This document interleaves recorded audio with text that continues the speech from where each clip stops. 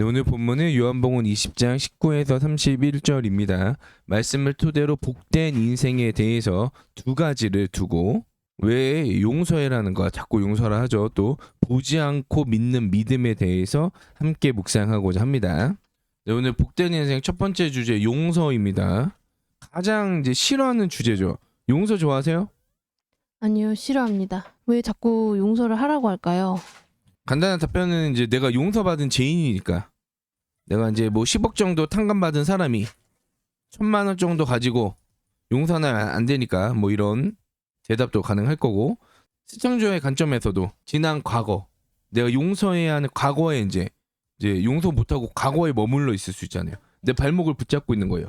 사실 내가 피해자인데 거기 붙잡혀 있으면 안 되잖아요. 그래서 이제 용서를 통해서 지난 과거를 끊어내고 또 새롭게 다시 살아가는 인생을 위해서라도 또 용서가 굉장히 또 필요하고, 또 용서가 하나님께서 오늘 보면 우리에게 맡기신 사명이에요. 말씀 23절을 보시면 너희가 누구의 죄든지 사하면 사하여지고, 우리가 사하면 사하여지고, 누구의 죄든지 그대로 두면 그대로 있으리라. 자, 우리가 죄를 용서해줘, 사해줘, 그러면 사해줘. 반대로 죄를 가만히 있어, 그대로 있어, 그러면 그대로 있어. 우리가 이 정도 존재입니까? 이제 판사예요, 판사. 이 정도면 사실 판사보다 더 높은 사람이죠. 판사는 판결만 하지 죄사함에 권능은 없잖아요. 혹시 본인께서 누구의 죄를 용서하고 막 내버려 두고 이런 걸 결정할 존재로 여기세요? 아니요, 주로 용서받는 존재, 용서를 구하는 존재죠. 일단 그쵸. 이제 우리가 뭐라고 누구의 죄를 사하고 결정하고 그러겠어요, 그죠? 이거는 사실 이제 하나님께서 하시는 일인데, 마치 이제 시계공이 거대한 시계를 이렇게 만들었어요. 똑딱 똑딱 하는 거대한 시계를 만들었어. 그리고 나에게 맡긴 거예요. 예를 들면은 나는 이제 이 태연만 잘 감아서 시간이 잘 흘러가게만 하면 돼. 내가 이 거대한 시계를 다시 만들 필요 없어요. 이 모든 걸 설계할 필요 없어. 나는 이 만들어진 시계를 이제 잘 돌아가게만 하면 되는 거죠. 이제 이미 예수님께서 십자가에서 제사함을 실현하셨어요. 우린 그 예수 그리스도를 통해 제사함이 되는 것을 전해서 제사함 받게만 하면 돼요. 그래서 우리가 계속 전하는 일, 행하는 일, 이게 뭐냐? 바로 용서라는 거예요. 우리가 그리스도인으로 살아가면서 계속 전하는 게 제사함, 용서받는 일. 그래서 우리는 용서를 빼놓고 살 수가 없어요. 근데 이 용서가 와전돼서 영화 밀양 있잖아요. 영화 밀양. 이 원작은 이제 소설 벌레 이야기인데요.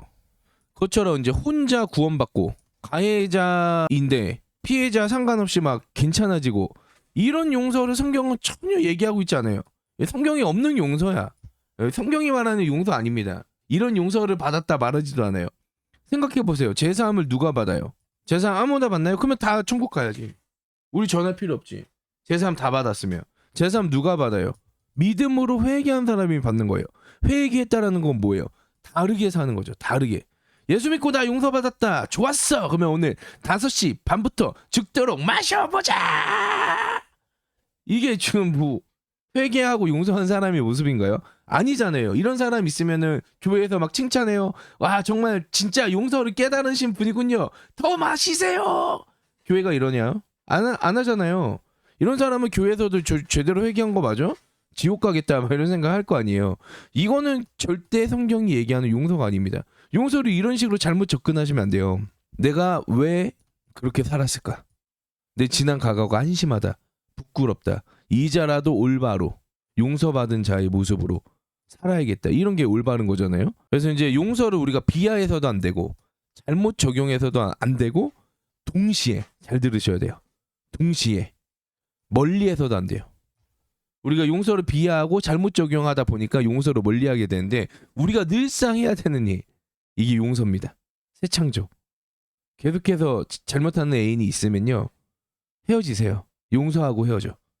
용서 안 하고 헤어져 이러지 말고, 그러면 이제 용서랑 멀어지잖아. 용서하고 헤어져. 내가 네 진짜 용서해. 네가 잘 되길 바래. 너 진짜 꼭 잘 될 거야. 나 진짜 네 용서한다. 근데 헤어지자. 그러니까 극단적인 예를 드는 거예요. 우리가 용서가 멀어지면 안 된다는. 새 창조. 또 용서의 이유니까 새로운 사람 잘 만나. 용서의 이유. 용서하고 헤어지세요. 저를 용서하세요? 네, 용서합니다. 잘못한 게 없는데 뭘 용서해요? 있어요, 다. 넘어가고요. 네, 오늘 도마에 대한 이야기가 나오잖아요. 보지 않고 믿는 믿음에 대해서 이야기하는데요.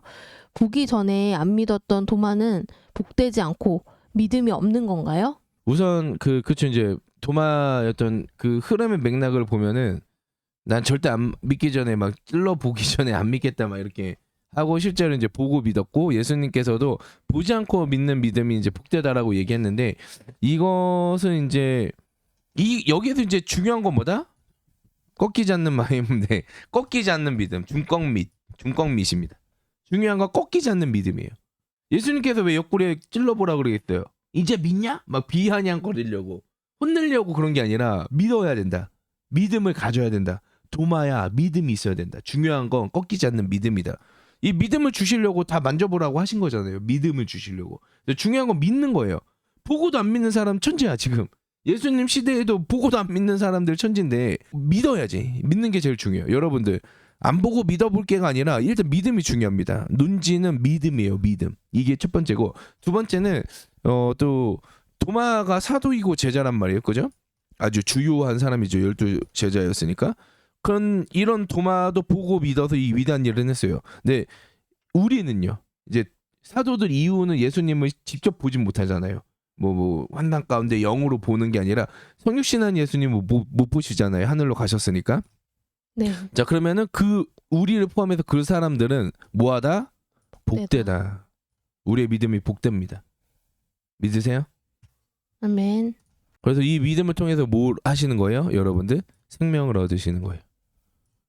믿음 잃지 마세요. 생명을 얻으셔야 되잖아요. 우리의 믿음이 생명을 얻기에 복된 믿음입니다. 네, 그러면 오늘 함께 더 깊이 묵상해 봅시다. 첫째, 하나님은 용서의 하나님입니다.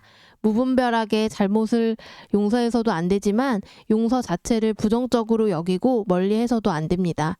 특별히 용서해야 하는 나의 잘못과 모습이 있다면 나부터 용서해 봅시다. 둘째, 보지 않고 믿은 우리는 복된 사람들입니다. 우리의 믿음을 격려하고 믿음의 자리로 이끄시는 예수님을 생각하면서 내가 더 굳게 믿어야 할 것들이 뭐가 있는지 생각해 봅시다. 네, 그러면 오늘도 말씀 안에서 승리하시고요. 구독, 좋아요 눌러주세요. 그럼 다음 시간에 만나요. 안녕. 안녕.